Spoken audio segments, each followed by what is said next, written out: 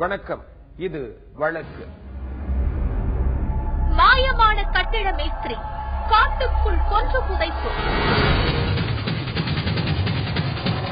மனைவியின் அக்கால் நடத்திய கோரத் தாண்டவம். எல்லாம் போன அடிச்சேன், நான் அடிச்சேன். அப்புறம் கயிறு போட்டு 2 பேர் இழுத்தேன். கொலையாளிகள் கொலையை செய்துவிட்டு தடயத்தை மறைப்பதற்காக நிறைய மெனக்கிடுகிறார்கள். ஆனால் அது எல்லா தருணமும் வெற்றி பெறுவதில்லை. சமீபத்தில் ஹோசூர் அருகே கட்டிட மேஸ்திரி ஒருவர் காணாமல் போகிறார். காவல்துறை விசாரணையில் இறங்கிய போது அவரை கொன்று புதைத்திருந்தார்கள் சிலர். அந்த நபர் சொன்ன அதிர்ச்சி தகவல்களை அசால்ட்டாகவே நினைத்திருந்தார்கள் எல்லோரும். என்ன போட்டுக்கிறோம்? ட்ரெஸ் வந்து ஜெட்டி போட்டுக்கிறோம் சார்.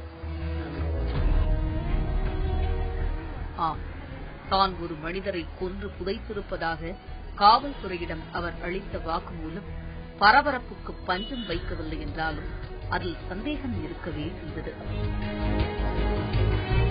போன அடிச்சேன், நான் அடிச்சேன். அப்புறம் கயிறு போட்டு 2 பேர் இழுத்தேன்.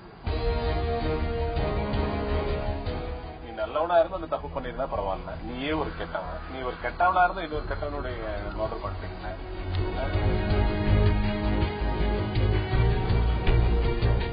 அப்பாவியை போல் பாவனை செய்யும் அந்த நபரை கொலையாளி என்றால் நம்புவதற்கு கொஞ்சம் தயங்கத்தான் வேண்டியிருக்கிறது.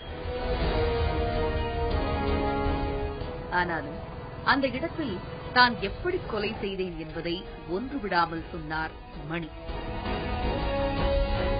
இந்த மாதிரி செடி ஏதோ எடுத்துருக்க சொல்லிருந்துச்சு சார். சார் பின்னாடி இருக்காரு. அந்த மாதிரி இருந்துச்சு. எடுத்து நாங்கள் தோண்டி எடுத்துன்னு வந்து நான் முன்னாடி 2 கை பின்னாடி வச்சுட்டு இப்படி வச்சுட்டு எடுத்துன்னு வந்தேன்.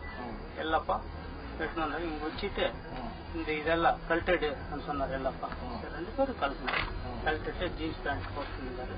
கழட்டிட்டு பொதிச்சுட்டு போன சார். ஒரு 12 போயிட்டு இந்த பின்னல் எடுத்துன்னு போயிட்டு இந்த ஏரிக்குள்ள பிசாட்டிட்டா எல்லாப்பா எடுத்துட்டு இருந்தாரு. நாங்கள் கற்பாடு நாங்கள் எடுத்துட்டு நான் போயிட்டு கை காலெல்லாம் எடுத்துட்டு அது 2 சாப்பிச்சு ஜோபில் எடுத்துட்டு இருந்தேன். அது போட்டுட்டு போயிட்டேன் சார். கள்ளக்காதல் விவகாரம் விஸ்வரூபம் எடுக்க ஒரு குடும்பமே சிக்கி சின்னாபின்னமாகி இருக்கிறது. அந்த பொண்ணுக்கு பெரியப்பா பொண்ணுதான் வேணும். எல்லா பாப்பா போயிட்டு 2 பேரும் போகலடா இதை சேர்த்து விட்டுட்டா சொல்லிடு. எந்த பேச்சும் இல்லை.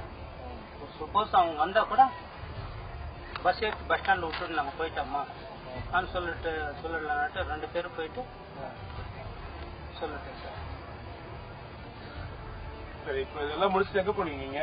இங்க முடிச்சுட்டு அதே இப்படி போயிட்டு வேலைக்கு போயிட்டீங்க சார்? வேலைக்கு போயிட்டீங்க? இல்ல சார், போயிட்டு அங்க கோயில் மாதிரி சார் பார்த்தா சார். காமிச்சு சாருக்கு நான் தான் காமிச்சேன் சார். அங்க போயிட்டு சேர்ந்துட்டு 5 மணிக்கு உங்களுக்கு அடுத்த நாள் வேலைக்கு போலையா? போயிருந்தேன் சார். அதுக்கு போயிருந்தீங்க. எத்தனை நாள் வேலைக்கு போனீங்க? அதுக்கப்புறம் ஒரு 4 நாள் 5 நாள் போனேன். 5 நாள் தொடர்ந்து வேலைக்கு போனீங்க. 5 நாள் வரைக்கும் அவங்களோட சொந்தக்காரங்க என்னாச்சு எதுவும் கேட்கலையா?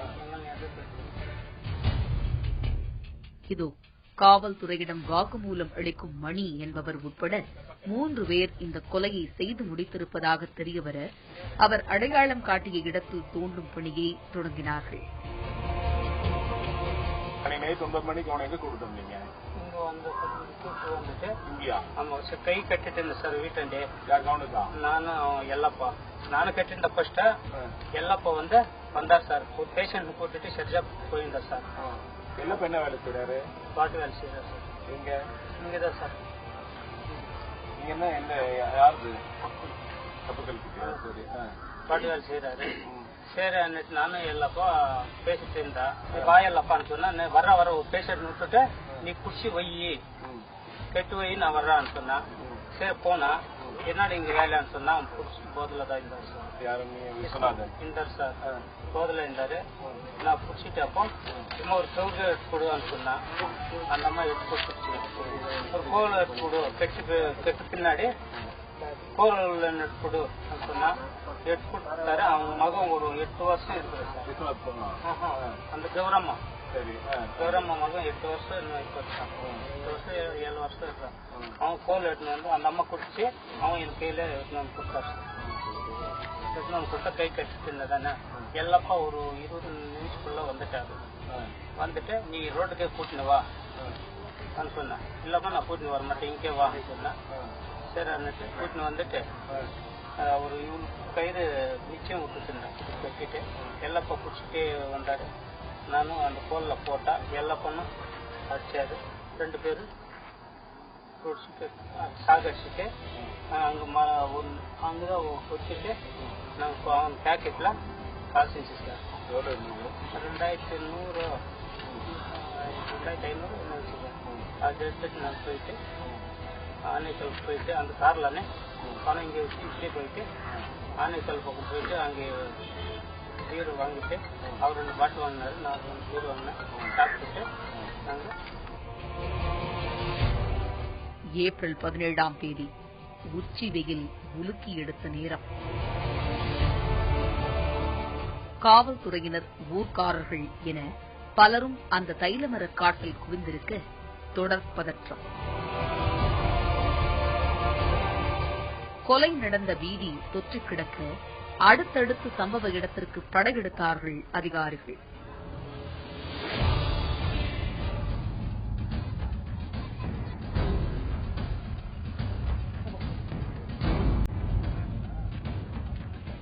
விஸ்வநாத் அப்படி பேர் சொல்லிட்டு இருக்காங்க. அவங்கள இல்லையான்றது வந்து ஒரு அடையாளம் வந்து நாளைக்கு தான் தெரியும் சார். அவர் சொன்னபடி அந்த உடல் அங்கிருந்தால் அதை அங்கேயே போஸ்ட்மார்ட்டம் செய்வதற்கும் ஆயத்தமாக இருந்தார்கள். நேரம் நகர நகர அந்த பகுதி முழுக்க காட்டுத்தீ போல் பரவியது கொலை செய்தி. செம்மண்ணை கிளறி எடுத்துக்கொண்டே செல்ல அனைவருக்குமே ஆர்வம்.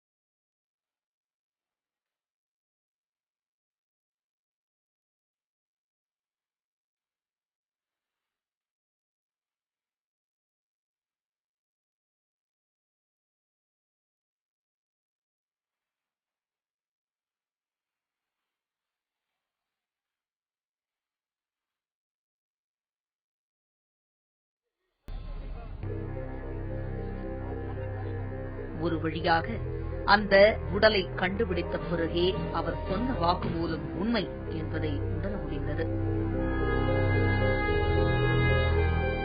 ஆள் அரவமற்ற அந்த தைலமரக் காட்டில் மிக ஆழமாகவே குழி தோண்டி புதைத்திருந்தார்கள்.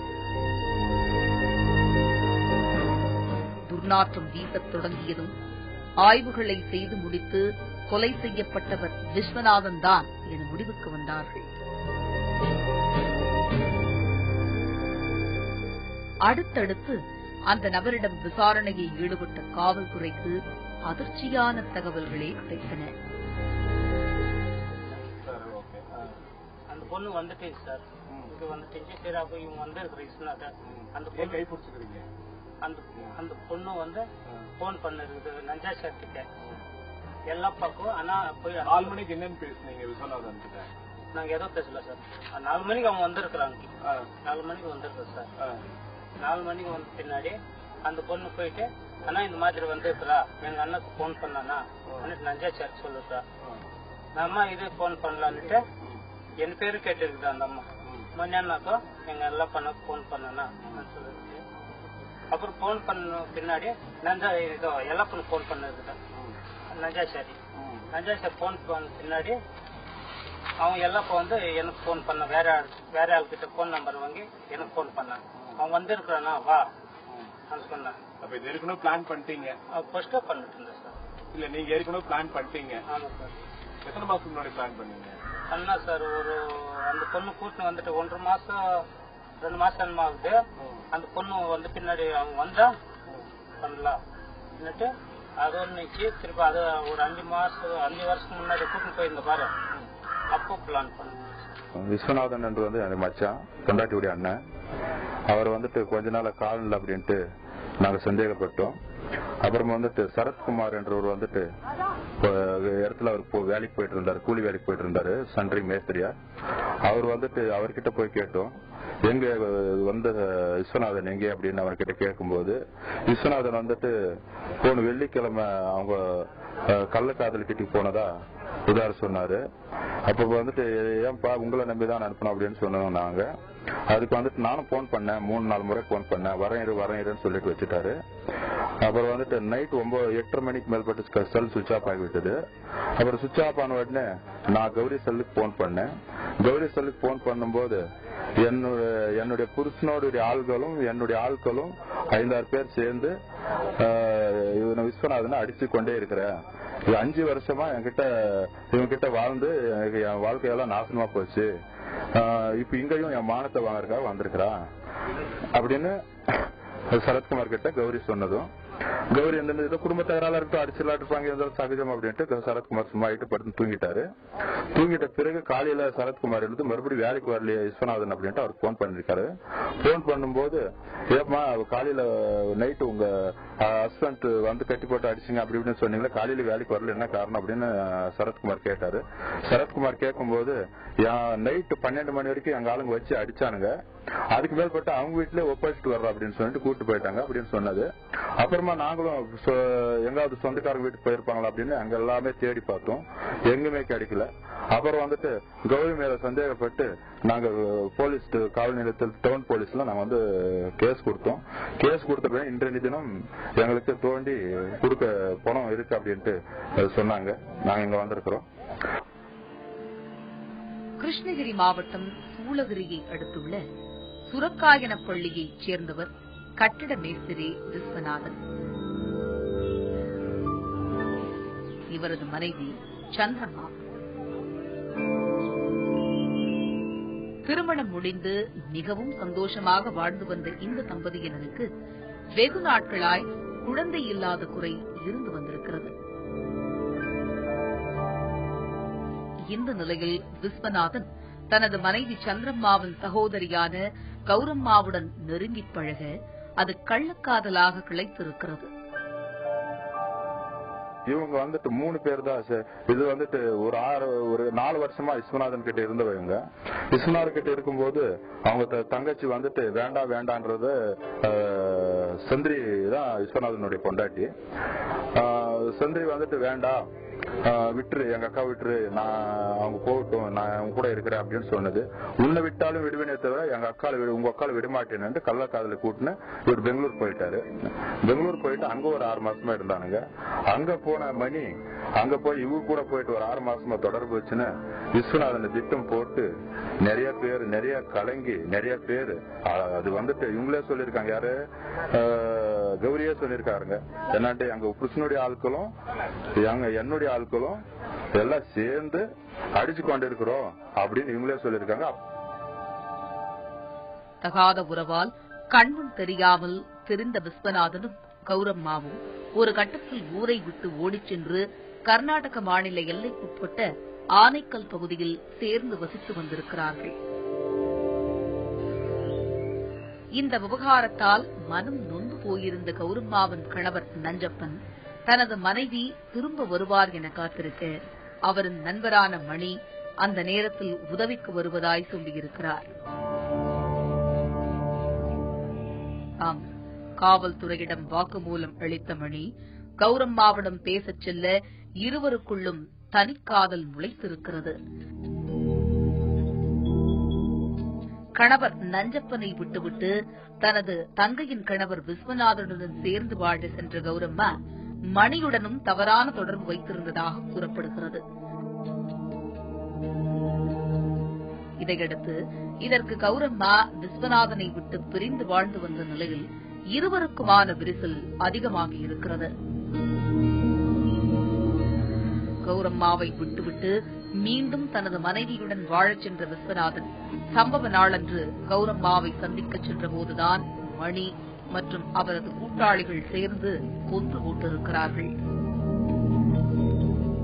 கிருஷ்ணகிரி மாவட்டம் தென்கனிக்கோட்டை வட்டம் பேனகொண்டப்பள்ளி கிராமத்துல இந்த தையல் தோட்டத்துக்கு பின்னாடி ஒரு மர்டர் நடந்ததா எங்களுக்கு காவல்துறை மத்தியகிரி இன்ஸ்பெக்டர் எங்களுக்கு ரிப்போர்ட் கொடுத்திருந்தாங்க. அந்த ரிக்வெஸ்டேஷனை பேஸ் பண்ணி இந்த ஸ்பாட்டுக்கு நாங்க இன்னைக்கு வந்திருந்தோம். இந்த ஸ்பாட்டுக்கு இன்னைக்கு வந்த பிறகு டாக்டர்ஸ் நான் வந்த பிறகு பாடி எடுத்து வெளியே வச்சு ஸ்பாட் போஸ்ட்மார்டம் பண்ணி முடிச்சாங்க. இந்த மர்டர் சம்பந்தமா 3 persons போலீஸ் இது வரைக்கும் அரெஸ்ட் பண்ணிருக்காங்க. மேற்கொண்டு ஃபர்தர் இன்வெஸ்டிகேஷன்ஸ் நடந்துட்டு இருக்கு. அது கௌரி, மணி, எல்லப்பா இவங்க 3 பேர் அரெஸ்ட் பண்ணிருக்காங்க. இது 3 பேர் செய்யற காரியம் கிடையாது. 4 அடி தோண்டி இருக்காங்க. 4 அடி தோண்டிட்டு பாடியை வச்சிருக்காங்க. ஒரே நைட்டுக்கு இது செய்யற வேலை 3 பேரும் செய்யற வேலைங்கிற அவ்வளவு தைரியமா யாருக்கும் தோணாது. ஆனா நைட் 12 மேல அந்த கிடப்பாரி எட்டு கொடுத்தான், செனக்கு எட்டு கொடுத்தான், எல்லாமே சொல்றாங்க. எல்லாம் நாங்க எட்டு வந்தோம் அவங்க சொல்றாங்க. ஆனா இது நடக்கிற கதை கிடையாது. எல்லாருக்குமே தெரிஞ்ச விஷயம். எங்களுக்கு நீதி வழங்க வேண்டும். எங்களுக்கு நீதி வேணும். எங்களுடைய மச்சம் இல்ல, எங்களுக்கு நீதி வேணும். காவல்துறையை நான் கேட்டுக்கொண்டிருக்கிறோம். ஆனா இவங்க எத்தனை பேர் சேர்ந்திருக்காங்களோ அத்தனை பேரும் எஃப்ஐஆர் போடணும். இன்னும் நீண்டு விசாரிக்கணும். கிளீனா விசாரிச்சு எஃப்ஐஆர் போட்ட பின்னாடிதான் நாங்க பாடியை கைக்கு வாங்கிப்போம். கணவர் காணாமல் போய்விட்டதாக சந்திரம்மா கொடுத்த புகாரின் அடிப்படையில் அவர் சம்பந்தப்பட்ட ஆட்களிடம் விசாரணை நடத்தியதில் இந்த கொலை சம்பவம் அம்பலமாகியிருக்கிறது. முக்கோண காதல் விவகாரத்தால் இன்னொரு குடும்பமும் தெருவுக்கு வந்திருந்தது அன்று. வழக்கு நிகழ்ச்சியில் இது சொல்வதெல்லாம் சட்டம் பகுதி.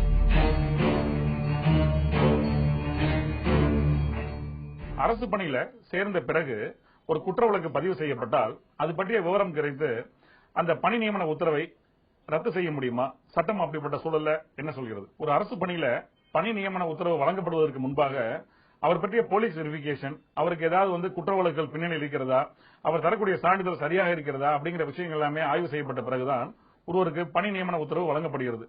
அப்படிப்பட்ட சூழல்ல அவர் பணி நியமன உத்தரவு வழங்கப்பட்ட பிறகு அவருக்கு ஏதாவது அந்த தேதியிலிருக்கு பின்னாடி ஒரு குற்றவியல் வழக்கு பதிவு செய்யப்படுகிறது, ஒரு எஃப்ஐஆர் இருக்கிறது அப்படிங்கிறது தெரிய வந்தால் அது பற்றி விளக்கம் கேட்டு அந்த அடிப்படையில் துறை ரீதியாக சம்பந்தம் இருந்தால் துறை ரீதியான நடவடிக்கை தான் எடுக்க முடியுமே தவிர அதை காரணமாக காண்பித்து அதாவது அந்த பணி நியமன உத்தரவை ரத்து செய்வது சட்டத்தில் ஏற்றுக்கொள்வது கிடையாது.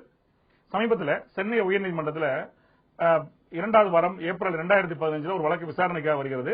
நீதியரசர் டி ஹரிபரன் முன்னாடி இந்த வழக்கு விசாரணைக்காக வருகிறது.